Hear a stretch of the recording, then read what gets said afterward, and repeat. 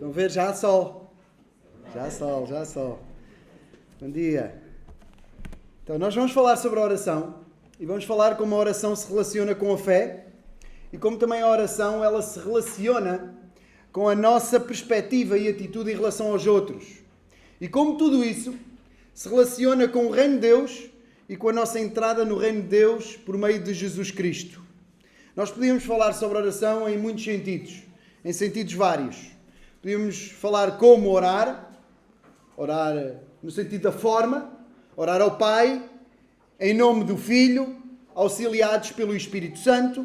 Nós podíamos falar sobre o que orar, quando orar, onde orar. Podíamos falar da oração privada, da oração pública, das diferentes tipos de oração, também mesmo no decorrer do culto. Que também são aspectos, tudo isto que eu referi, são aspectos necessários, importantes, mas creio que o principal está mesmo no texto que nós vamos considerar, nos textos que nós vamos considerar, que falam sobre orar muito e orar com a atitude certa. Isto é, com fé, com humildade, com quebrantamento, com um senso de dependência de Deus, com arrependimento. O título, voltámos ao Samuel que dá 2 títulos, não me decidi. O título oficial é Ser menino para orar muito sem orar pouco.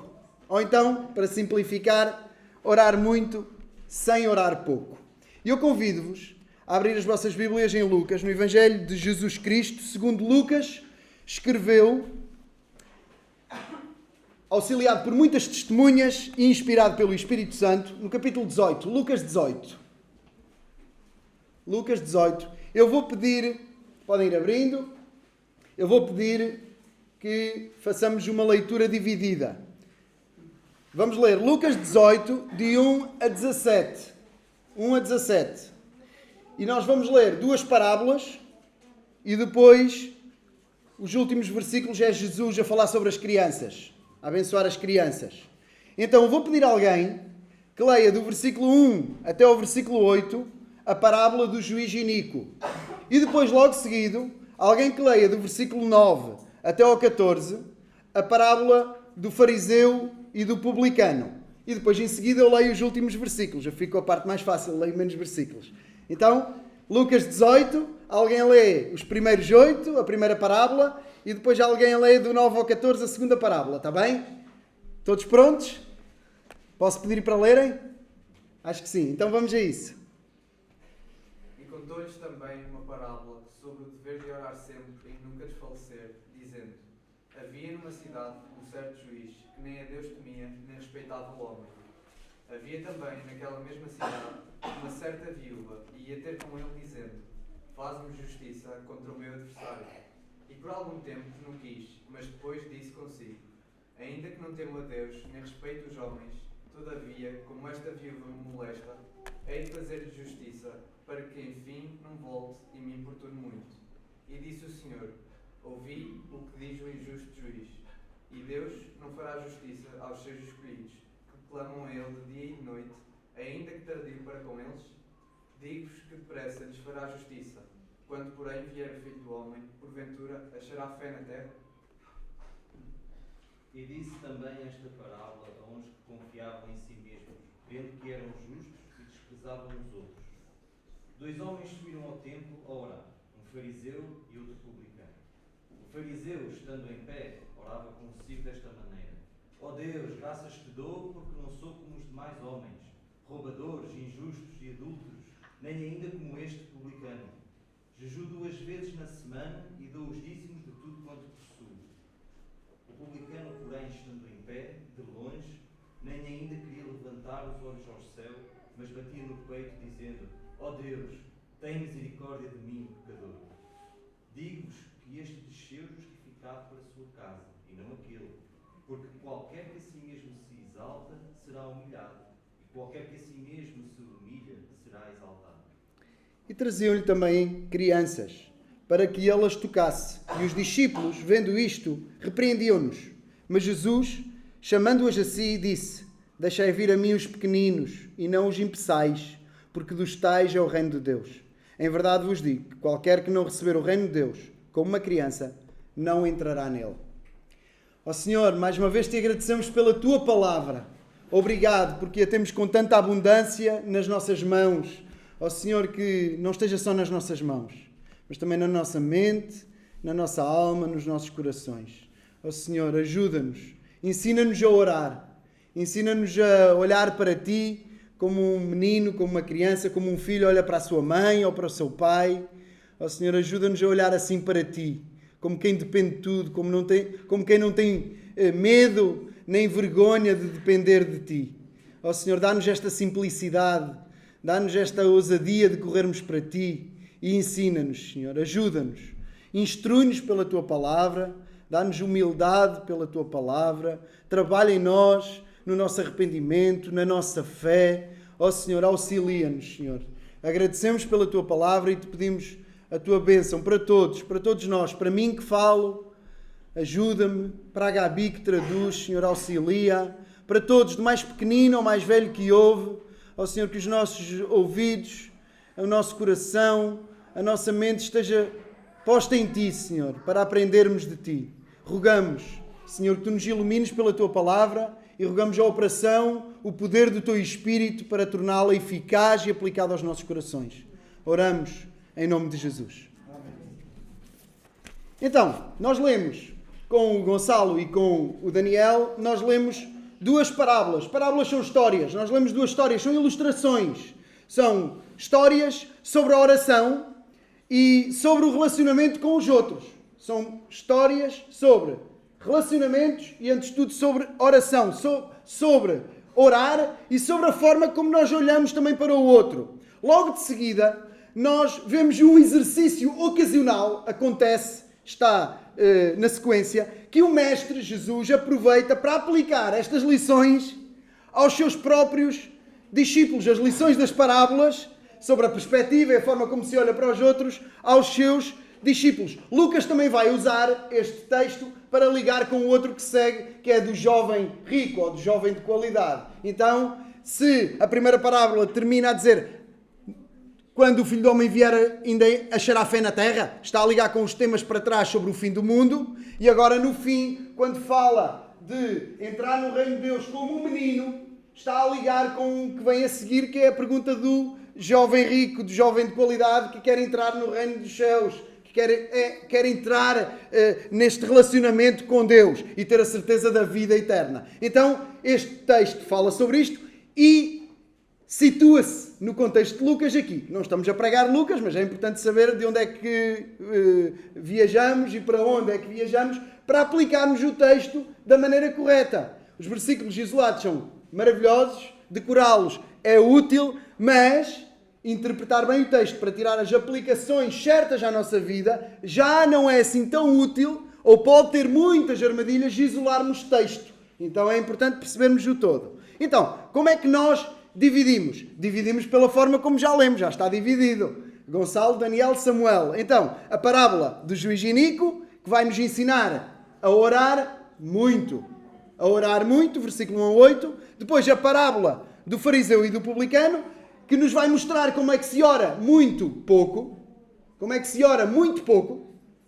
Novamente vai dizer como é que se ora muito, mas também nos vai mostrar como é que se ora muito pouco. Versículo 9 a 14. E depois, Jesus abençoa as crianças, que é a forma como vamos fechar, que é sobre orar tudo e entrar no reino. Como é que se ora tudo e como é que se entra no reino? Os últimos versículos. E nós vamos começar, e perdoem-me desde já se a introdução for extensa, mas nós vamos começar, eu sei que vamos falar sobre a oração, mas nós vamos começar justamente pela parte do fim, pelos mais pequeninos. Nós vamos começar por esta última parte, onde também queremos terminar. Então, os discípulos no fim, vendo as pessoas a trazer as crianças para tocarem em Jesus e para que Jesus as abençoasse, versículo 15, podem ir olhando, os discípulos repreendiam quem trazia as crianças. Mas Jesus, o que é que diz? Deixai vir a mim os pequeninos, não os impeçais, porque dos tais é o reino de Deus.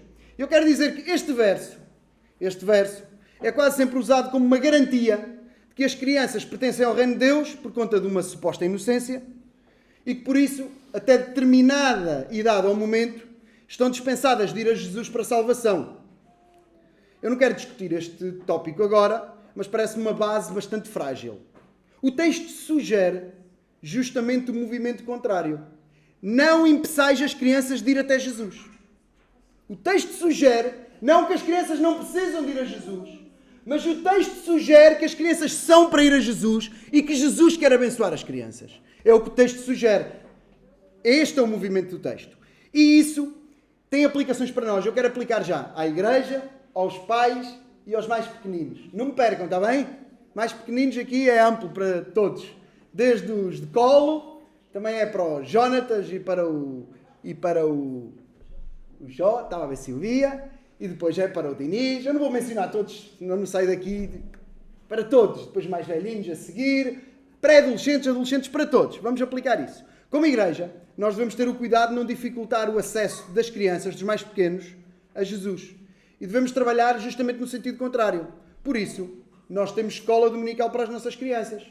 Para que elas possam ouvir a palavra e ouvir acerca de Jesus de uma forma especialmente direcionada para elas.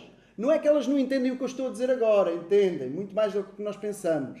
Mas, obviamente, consideramos útil, valioso demais, que haja um tempo em que a palavra é dedicada e aplicada e explicada de uma forma e com uma linguagem que se direciona totalmente e especialmente às nossas crianças.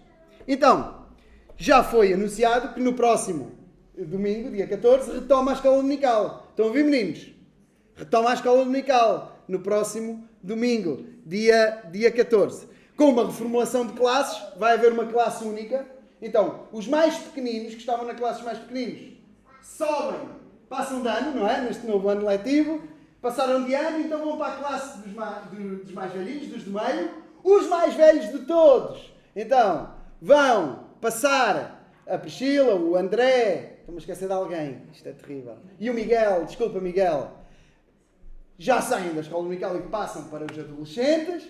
Então, e vamos ter uma classe única. Isto deve-se a quê? 2 motivos. O ajuste natural de uma igreja, de uma comunidade que é dinâmica, as crianças vão crescendo, ainda bem, mas há um outro motivo que talvez neste momento até seja o principal, não é, Júnior e Daniel? Temos de ser honestos. Estou a pregar, vamos ser claros, a ausência de professores. Há menos professores disponíveis. E o que é compreensível, porque a vida acontece com todos e há fases. Mas, se alguém, por acaso, está mais disponível e sentir este desejo de, depois deste apelo aqui público, pode ainda falar com o Daniel e com a Júnia. Não me pediram um recado, deixar bem claro. Sou eu que estou a pregar por minha conta e risco, é a minha responsabilidade também, nossa, do presbitério. Estamos completamente à vontade. Não queremos sobrecarregar. David, por favor, podes ir lá atrás, por favor. Vou continuar. Não queremos sobrecarregar os professores que estão disponíveis e que não podem ser duplamente forçados a trabalhos exagerados.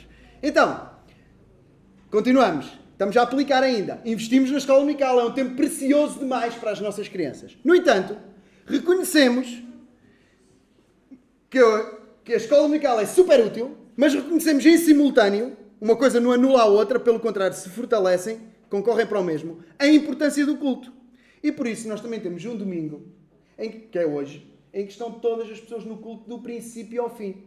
Nós reconhecemos a importância, a necessidade de estarmos todos no culto do princípio ao fim. Porque o culto é o lugar de todos. O culto é o lugar de todos, também vosso, pequeninos.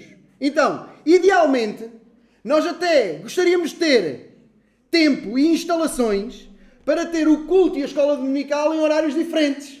Porque assim o que é que tínhamos? O melhor de 2 mundos. Sempre as crianças, que é o lugar delas no culto. O culto todo do princípio ao fim. E sempre as crianças, que é o lugar delas, na escola dominical, todos os domingos, sem exceção.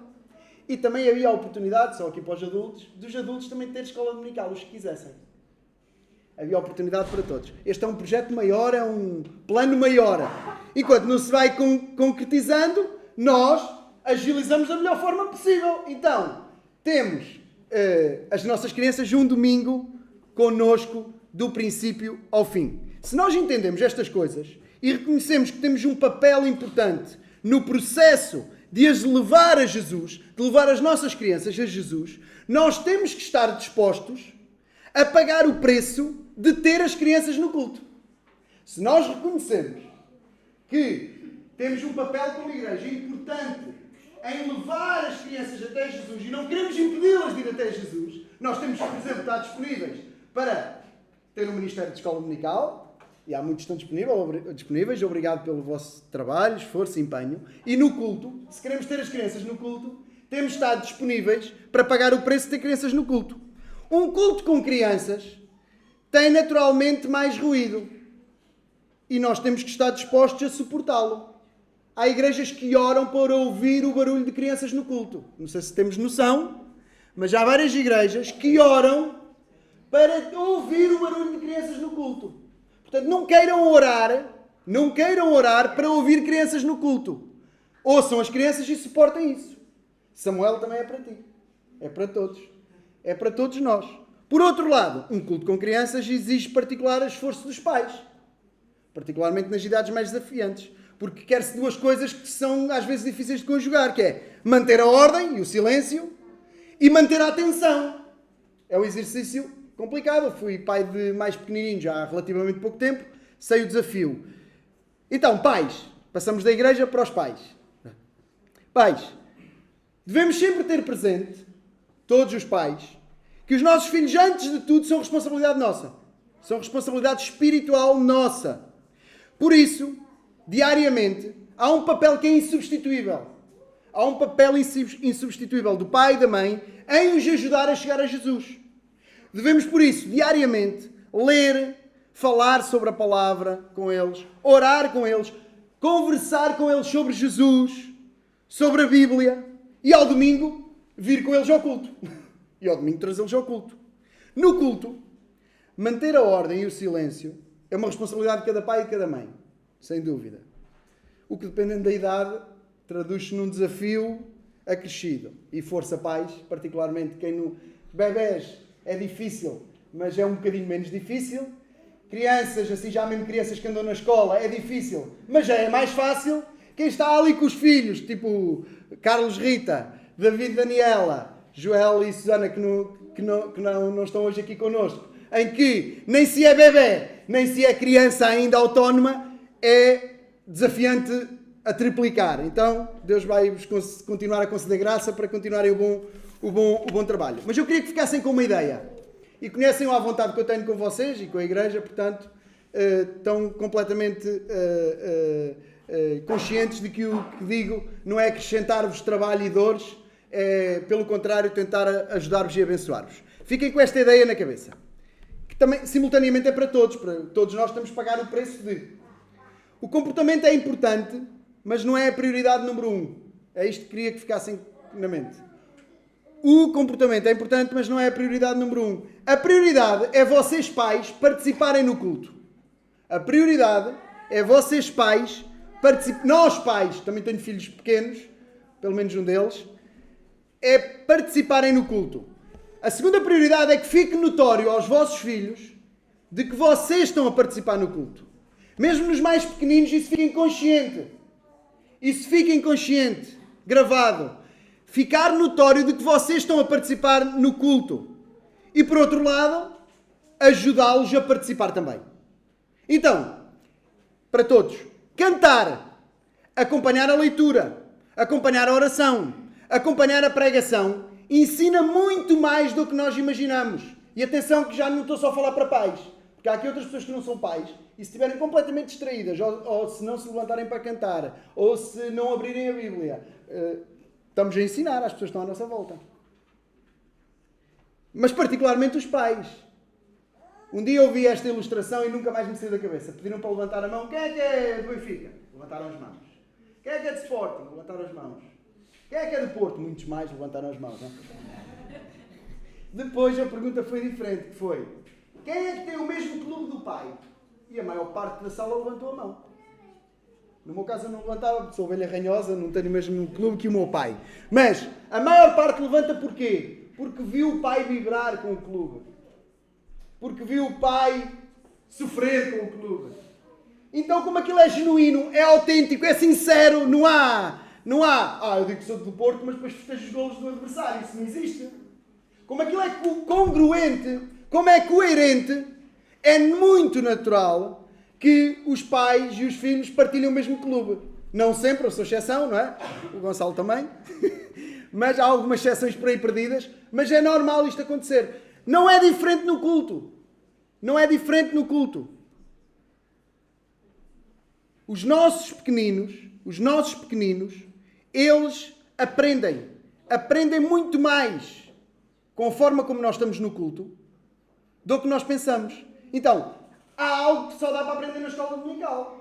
Porque o pregador não está a dar uma aula de escola dominical. Por isso é que tem que haver escola dominical. Mas há coisas que a escola dominical não ensina. Não ensina a tua reverência dentro do culto. A forma como o pai ou a mãe estão no culto.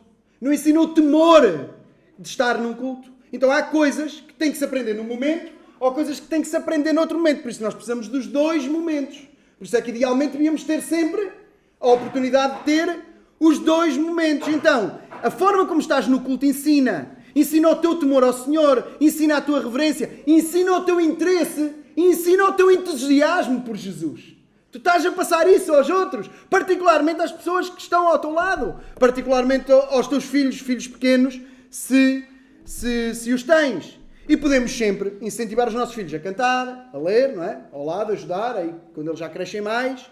Ou os mais pequeninos ajudá-los a abrir a Bíblia, a abrir na passagem para eles acompanharem, quando já sabem ler. E mesmo os mais pequeninos de todos, notem, mesmo os mais pequeninos de todos, que é o mais desafiante, podemos ajudá-los mantendo-os numa posição em que eles estejam mais perto de assistir à forma como participas do que não. Se um filho está ao colo, ou assim bem de pé, como está ali o Jonatas agora, se ele está ali ao colo da mãe, de pé, numa posição em que ele vê o que está a acontecer e vê a forma como os pais estão a participar, é diferente de estar completamente alienado e distraído a brincar. E atenção, não estou a dar absolutamente qualquer recado, vocês sabem que não. Estou a tentar ajudar a todos a percebermos que há um preço a pagar e a todos a perceber que nós influenciamos pela nossa maneira como estamos no culto e particularmente aos pais a perceberem também que a forma como estão no culto ajudem, abençoem e passam uma coisa que mais ninguém pode passar aos vossos filhos e também deixando claro pela Escritura que, sendo o sítio certo, há coisas que só se aprendem aqui e estão a ser passadas. Também passa ao contrário, não quero aprofundar por aí o tema, mas também passa. Se estiveres desinteressado, passa desinteressado. Se não leres a Bíblia, se não cantares, se não acompanhares a pregação, tudo isso também passa ao contrário.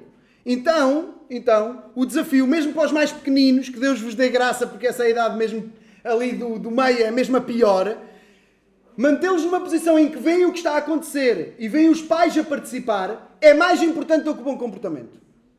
O silêncio é importante, mas não é o mais importante de tudo. E nós temos de estar dispostos às duas coisas. A não impedir as crianças de estar ao pé de Jesus. Então temos de estar dispostos a pagar o preço e a ajudar-nos uns aos outros. Ficou bem a introdução? Ainda não acabou. Crianças! Crianças! Todos a ouvir-me? Eu disse isto tudo por vossa causa. Eu disse isto tudo por vossa causa para vos dizer o quê? Para vos dizer que Jesus também é para vocês. Jesus é para vocês. Jesus não é mais para um adulto do que para uma criança.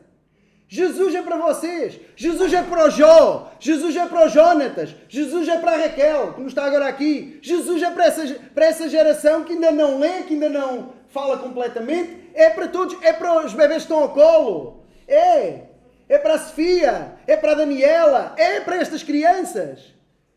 É para elas. Jesus é para elas. Jesus é para vocês que sabem ler ainda arrastadamente, ainda aos trambolhões. Jesus é para vocês. Vocês já podem ler a Bíblia. Jesus é para vocês que já avançaram um bocadinho na idade e já conseguem ler sobre ciências naturais e sobre outras coisas complicadas. Jesus é para vocês. Jesus é para vocês. Então a oração é para vocês. O tema que vai ser a seguir tratado ainda. A Bíblia é para vocês. Jesus é para vocês e Jesus diz o quê? Não as impeçam de vir até mim. Jesus quer-vos abençoar. Jesus quer-vos abençoar. Coloquem lá os olhos então na primeira parábola. A parábola do juiz Inico. Então, há textos muito difíceis de interpretar. Há textos muito fáceis de interpretar. A leitura da Bíblia não é uma coisa linear. Há textos muito complicados, há textos muito complexos, há textos que pedem para conhecer muito contexto para trás, histórico, teológico, e há textos muito fáceis de interpretar. Este é um texto muito fácil de interpretar, porque Jesus está a dar uma ilustração, e uma ilustração é algo para toda a gente compreender. Então, Jesus na sua ilustração, ele diz o que é que ele está a querer dizer. O versículo 1, o que é que diz?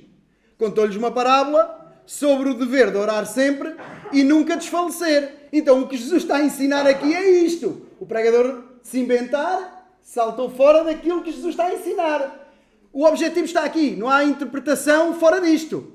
O objetivo e o propósito desta parábola é ensinar a orar sempre, ou seja, por isso é que eu falei que é a parábola sobre orar muito, sem desfalecer. Então, é orar muito, continuadamente, sem cessar, como disse Paulo aos Tessalonicenses. A parábola apresenta-nos quem? Uma pessoa má, um juiz iníquo. Diz o versículo 2 que ele não temia a Deus, nem respeitava homem nenhum. Jesus escolhe este homem como um homem com muito poder, e que além de ter todo o poder e não ter medo de nenhum homem, ele nem sequer teme a Deus. Ou seja, é um homem que não presta contas a ninguém. Tem autoridade na terra, mas depois não teme nem os poderes da terra, dos seus pares, nem teme a Deus, não tem qualquer questão na consciência ou valores que lhe digam faz assim ou faz assado. Jesus escolhe um homem, ilustra o ensino dele através da personagem juiz iníquo, juiz mau, um homem que é mau, não tem afetos, não é gentil, não é compassivo com ninguém, não teme a Deus sequer, nem respeita os outros seres humanos. Depois há uma mulher, viúva, versículo 3 até 5, e essa mulher vai a esse juiz pedindo justiça contra o seu adversário, ou seja, ela tem uma questão para ser resolvida entre ela, que é uma pobre viúva, e alguma outra pessoa que não sabemos quem é, nem interessa nada para a história, porque Jesus só quer ensinar uma coisa, não é? Para orar muito e sem desistir. Portanto, não interessa a outra personagem. O que interessa aqui é que aquela mulher tinha uma causa a ser tratada e quem é que tinha que desbloquear aquela causa? O juiz, que tinha todo o poder e não respeitava ninguém, nem sequer a Deus. E o que é que aquela mulher faz? Dia após dia, sem cessar, ali, a martelar, a ir bater à porta do juiz. Sempre, assim, só que vários dias. E o que é que o juiz dá por si a pensar? Oh, eu não temo a Deus, versículo 4. Eu não temo a Deus, eu nem respeito os homens, mas esta viúva está-me a chatear. Versículo 5, está-me a molestar. Eu vou-lhe fazer justiça, só para ela não me chatear mais, só para ela não me importunar mais. Eu vou responder à causa dela, apesar de eu não temer Deus, nem temer os homens, eu vou-lhe responder só para ela não me chatear mais, que ela não me larga à porta da casa. É literalmente isto. Literalmente isto. Pela insistência dela, o juiz, ainda que mau, sem afeto, sem qualquer vontade de fazer justiça, só para não a ouvir mais e para não ser mais incomodado por ela, ela responde à sua causa. E qual é que é a moral da história? A moral da história também é Jesus que a dá. Qual é que é a moral da história? Ouçam o que diz o injusto juiz. Ouçam o que diz o juiz iníquo. Versículo 7 e 8. Deus não fará justiça aos seus escolhidos, que clamam a Ele de dia e de noite, ainda que tardio para com eles. Digo-vos, depressa lhes fará justiça. Quando depois vier o Filho do Homem, porventura achará fé na terra? A conclusão, a moral da história é uma comparação. Jesus compara quem? Este homem mau com um Deus bom. Compara este homem, este juiz péssimo, com o Deus justo e amoroso. Compara. Se até o juiz mau deu resposta àquela mulher, Deus que é tão bom, tão cheio de compaixão, justo, não irá responder aos seus filhos, aos seus eleitos. Está aqui escolhidos no texto, aqueles que Ele próprio escolheu. Aqueles que Ele próprio escolheu. Aqueles que, como cantamos, com a melhor introdução possível para esta pregação, aqueles que, com insistência, ao acordar, ao deitar e ao meio-dia, a Ele clamam. Claro, a pergunta é retórica. Claro que Deus vai responder. Mesmo que demore, vai responder. Mesmo que pareça demorar, vai responder. Se até o juiz que é mau, para não ser chateado, respondeu que fará Deus que é amoroso, bom e justo, que cuida de nós como ninguém. Depois já há aqui um jogo, não temos muito tempo, mas já há aqui um jogo de palavras interessante, porque o final do versículo 7 termina, ainda que tardio para com eles. Isto na revista é corrigida. Quem tiver atualizada, em vez de dizer tardio para com eles, diz, embora pareça demorado em defendê-los. Alguns terão esta versão. Embora pareça demorado em defendê-los. Só que, embora pareça demorado, não é que não está a ouvir. Não é que não vai responder. Não é que não vai acudir. Não é que não está importado. Deus, mesmo quando demora, nunca se atrasa. Deus, mesmo quando demora, nunca se atrasa. Ele está a ouvir-te. Ele vai responder-te. Mesmo que pareça demorado em defendê-los. O que é que diz o versículo 8? Aqui é que está o jogo de palavras. Parece que demora, mas o versículo 8 o que é que diz? Digo-vos que depressa lhes fará justiça. Parece que demora. E parece mesmo, às vezes demora mesmo. Mas ele depressa vai responder. Ele não chega atrasado. Ele não chega atrasado. Ele não tapou os ouvidos. Ele não deixou de se importar contigo. Ele continua a amar-te e ele vai responder à tua causa. Depressa lhes fará justiça. Depressa. Digo-vos que depressa lhes fará justiça. Quando, porém, vier o Filho do Homem, porventura achará fé na terra? É a segunda pergunta na conclusão que Jesus lança. Haverá fé na terra quando o Filho do Homem vier? Este é o ingrediente que Jesus junta nesta primeira parábola. Na segunda é outro ingrediente, que é fé. Porquê que aquela mulher batia à porta sem cessar? Porque ela acreditava, não, neste caso não no juiz, mas ela acreditava que se continuasse a bater, ia ser respondida. Quem não bate à porta é quem perdeu a esperança de que a porta se abra. Certo? Então, o ingrediente aqui é fé. Jesus pergunta, quando o Filho do Homem vier, vai encontrar fé na terra? Vai encontrar mulheres como esta viúva que oram assim a Deus? É isto que Jesus está a perguntar.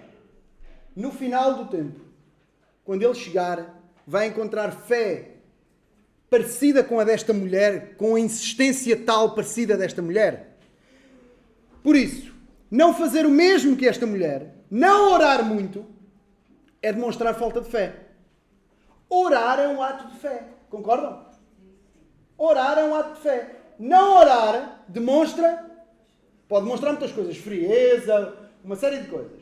Mas também demonstra o quê? Falta de fé. Com esta parábola, com o texto aberto neste texto, nós temos que dizer mesmo isto. Não orar demonstra falta de fé. Não orar muito é demonstrar falta de fé. Não orar, não insistir, demonstra falta de fé. Quem crê, quem confia, quem conhece Deus, quem conhece o nosso Deus, vai a Ele.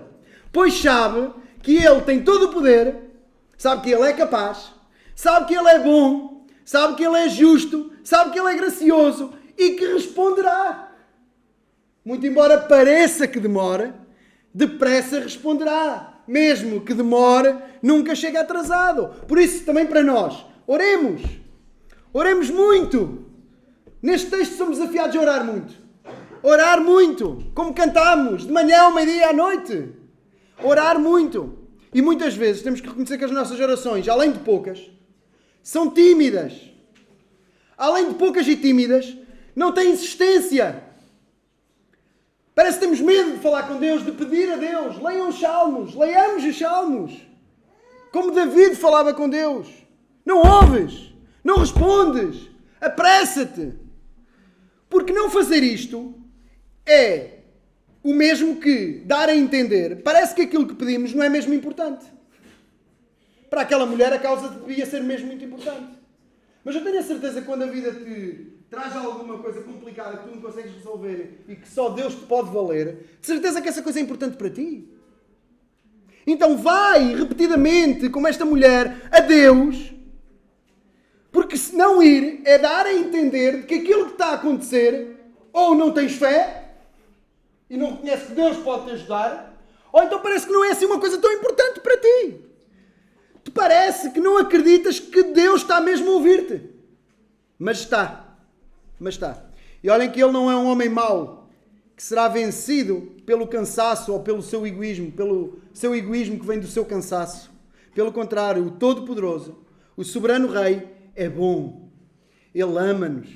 é o nosso Pai e cuida de nós como ninguém. Então oremos, continuemos a orar, sem cessar, sem desfalecer. Depressa nos responderá, ainda que pareça demorar.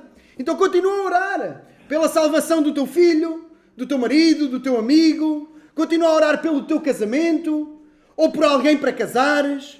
Continua a orar pelos teus filhos, ou pela vinda de filhos. Continua a orar pela tua saúde, ou pela saúde de alguém que tu amas. Continua a orar pela restauração espiritual dos teus queridos. Continua a orar por trabalho, ou pelos desafios no trabalho. Continua, sem desfalecer, continuemos a orar. O nosso juiz é bom. Ele entregou o seu próprio filho para deixar de ser juiz e ser nosso pai. Como ouvimos na sexta, é um juiz justo, santo, santo e irado. Não tinha obrigação nenhuma de fazer nada. Mas entregou o seu filho para contigo deixar de te tratar como juiz e tratar-te como pai. Ele não nos dará o resto. Ele matou o filho para te salvar. Ele não nos vai dar o resto. Vai. Claro que vai. Segunda parábola. Fariseu e publicano. Qual é que é o objetivo desta parábola? Olhem lá, versículo 9 até o 14. Qual é que é o objetivo desta parábola? Aqui o objetivo é o outro. O versículo 9 diz logo tudo. Jesus disse esta parábola a uns que confiavam em si mesmos, crendo que eram justos e desprezavam os outros. Então vai continuar a falar sobre a oração, mas o objetivo qual é? Falar com uns que se acham muito e que desprezam os outros. Então, oram muito pouco. Já não oram muito. Oram muito pouco. Se na história anterior Jesus desafia a oração, a orar muito, através daquela mulher, Jesus agora mostra como orar pode ser pouco ou muito pouco, para não dizer nada. É Jesus que relaciona a oração, isto é, a oração a Deus, com a forma como nós olhamos para nós próprios e para os outros. É Jesus nesta parábola que vai relacionar a tua oração, a forma como tu oras a Deus e como tu vês Deus, com a forma como tu te vês a ti e vês os outros. Notem esta ideia. Uma ilustração. Se nós, para falarmos com os outros, subimos a um escadote e ficamos lá no quarto degrau, sabem o que é um escadote? Uma escada. Sabem todos? Crianças? Se nós, para falar com os outros, estamos lá a falar do terceiro ou do quarto andar do escadote, quando vamos falar com Deus, até nos pode parecer que nós descemos. Mas continuamos a falar de cima do escadote. Já não é lá no quarto andar, mas é no quarto degrau, mas é para aí no segundo ou no primeiro degrau. Parece-nos que descemos. Já não estamos a falar com um homem ou com uma mulher. Já descemos um bocadinho. Parece que até descemos e estamos ali muito humildes a falar com o Criador. Só continuamos em cima do escadote. A forma como vemos os outros está relacionada com a forma como vemos Deus. A forma como vemos Deus está relacionada com a forma como vemos os outros.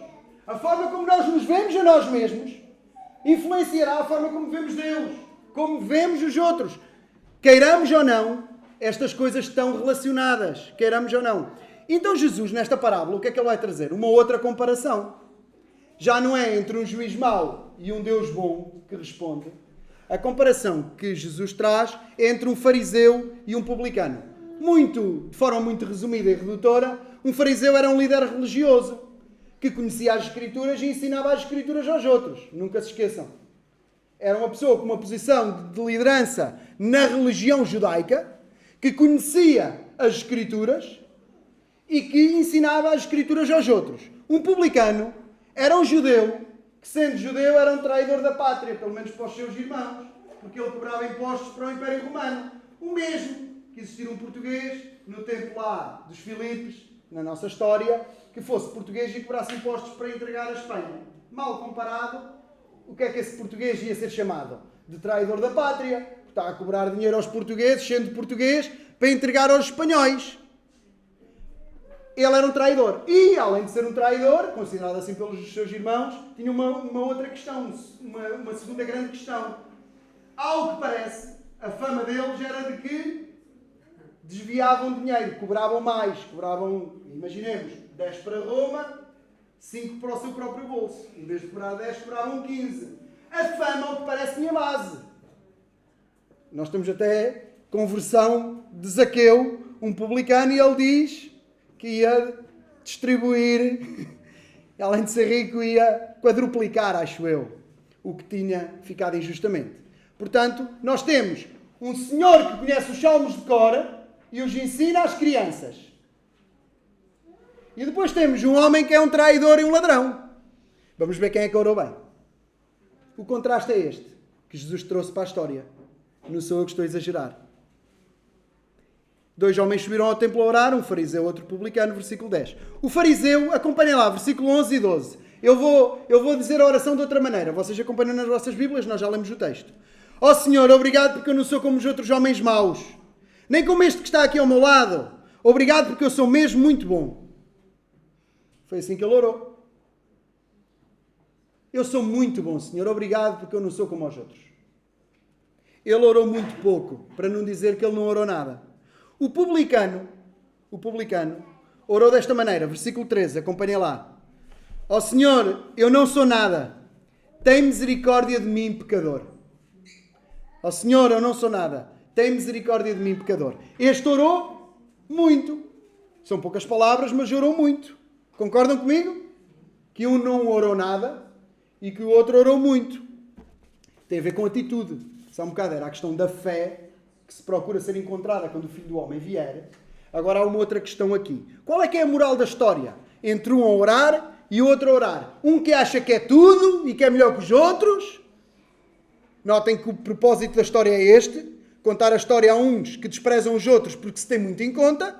Ou então aquele que acha que não é nada e que precisa de misericórdia. Precisa de quê? Precisa que Deus olhe para a sua miséria, olhe para a sua condição e lhe responda. Seja misericordioso com ele. Atente para a sua miséria e apesar de ele ser miserável, ele derrame graça imerecida. Vamos ver a moral da história. Versículo 14.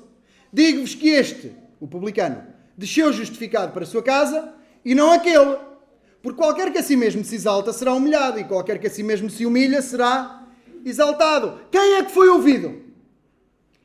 Quem é que realmente esteve a orar? O publicano. Porque a forma como se olha para si mesmo e para os outros está relacionada com a forma como se olha para Deus também. O fariseu era tão bom que nem tinha que pedir nada a Deus. Ele não pede nada a Deus, ele não precisa. Até eu sou tão bom, eu só tenho que agradecer por Deus me ter feito assim tão bom. Ó Senhor, obrigado, por eu não ser como aquele. Eu sou tão bom, faço tantas coisas bem. Foi o que ele orou. Se ele vivesse no século XXI, orava assim. Se fosse hoje contada a história, era assim. Em português. Ele não precisava de pedir nada a Deus. Porque ele olhava para si e via-se tão bem. Influencia a maneira como vês Deus ou não influencia? E a maneira como vejo o outro, obrigado que eu não sou como aquele. É isso, eu era como aquele. Quem é que foi justificado? Ou dito de outra maneira, quem é que foi perdoado para casa? O publicano. Porque quem se exalta será humilhado. Mas quem se humilha será exaltado. Porque se arrependeu, ele foi para casa justificado, porque ele foi orar arrependido, pedindo misericórdia, pedindo auxílio, pedindo um remédio para a sua miséria. Ele foi justificado porque pediu o favor de Deus, a graça de Deus, a misericórdia de Deus. Então este é o segundo ingrediente que Jesus traz contando esta segunda parábola. Se no primeiro era fé, que ele pergunta se haverá no fim, agora é arrependimento. É arrependimento. Primeiro fé, agora arrependimento. E também nós, precisamos de olhar para nós e para os outros da forma correta. Sem orgulho, sem superioridade, com humildade. Pois só assim nós oraremos de facto. Se orarmos de bicos de pés, não vai dar para orar. Até podemos falar. Pode sair bonito. Mas não dá para orar de bicos de pés. Não dá. Se nós olharmos mal para os outros e se olharmos de forma equivocada para nós, achando que somos o que não somos, não estamos a orar de facto. As nossas orações podem não ser tão auto-exaltantes como as do fariseu. Mas ainda assim nós precisamos ter cuidado. Isto pode parecer muito longínquo. Alguém chegar aqui à igreja ou em casa e orar desta maneira. Pode parecer muito longínquo. As nossas orações podem não ser assim tão auto-exaltantes, mas ainda assim nós precisamos de ajuda. Precisamos da ajuda do Senhor para transformar as nossas vidas e as nossas orações. E a nossa vida de oração. As nossas orações, além de tímidas, sem insistência e mecânicas, como referimos já há pouco, são tantas vezes vazias, são tantas vezes meramente descritivas, todas certinhas, deixando escapar o quê? Deixando escapar que nós lá afinal também sabemos tudo direitinho, também somos, deixando escapar algumas coisas sobre nós. Claro que nós podemos orar de forma santa. Senhor, obrigado por eu estar aqui e por eu não estar do outro lado da rua, a fazer uma outra coisa qualquer. Eu posso orar isto com a atitude certa. Mas deixem-vos dizer que se for meramente mecânico, muitas vezes quando nós dizemos obrigado, o mundo está tão mal e nós estamos aqui, às vezes nós oramos sem que sabermos. A ideia de obra está implantada em nós. A ideia de obra está implantada no ser humano. Desde que fez a asneira, tentou sempre arranjar uma forma de safar por si, sem ter que pedir ajuda a Deus. Só que nós precisamos ser como uma criança que não tem vergonha de pedir ajuda. É por isso que os textos estão relacionados. Nós precisamos de deixar de ter vergonha e medo de pedir ajuda. E muitas vezes quando oramos a lamentar que o mundo está muito mal, e a lamentar que nós somos a minoria, somos pouquinhos, mas muitas vezes podemos fazer isso com a atitude certa. Mas quero dizer que a maior parte das vezes, se for mecânico e for assim fluido, a maior parte das vezes isso revela mais um senso de autojustiça, de justiça própria, do que outra coisa qualquer. Então, falta arrependimento nas nossas orações. Falo por mim. Falta derramamento. Falta quebrantamento. Falta contrição. Falta exaltação diante da majestade de Deus. Falta deslumbramento diante daquilo que Jesus fez na cruz. Falta alegria. Falta choro. Falta tanto. Porque tantas vezes falta tudo. Porque falta simplicidade. E é para aqui que nós somos levados pelas crianças. Falta simplicidade. Porque nós somos adultos demais para ser crianças. Falta muitas vezes simplicidade e o que está no coração. Porque nós achamos que somos adultos demais para ser crianças. Mas orar tudo, sem faltar nada, precisa mesmo ser como um menino. Precisa mesmo ser como uma criança. E é aqui que chegamos à última parte do texto. E por falar em crianças, e neste texto em que elas querem chegar a Jesus, ou os pais querem trazê-las a Jesus, e os discípulos não deixam, isto é maravilhoso. Porque na sequência que Lucas escolhe, isto é fantástico, porque os discípulos acabaram de ouvir que há um fariseu a desprezar um publicano. E eles logo na sequência que Lucas escolhe, que ordena os textos, o que é que aparece? Os discípulos a fazer o mesmo que o fariseu. O fariseu despreza o publicano. E os discípulos desprezam as crianças. Olham de forma errada, equivocada para as crianças. São canalha. Tirem daqui a canalha. Isto tem que mudar o mestre. Tirem daqui os miúdos. Saem daqui. Foi o que os discípulos fizeram. Agora tem aqui tanta questão teológica importante para tratar e querem trazer aqui as crianças para abençoar.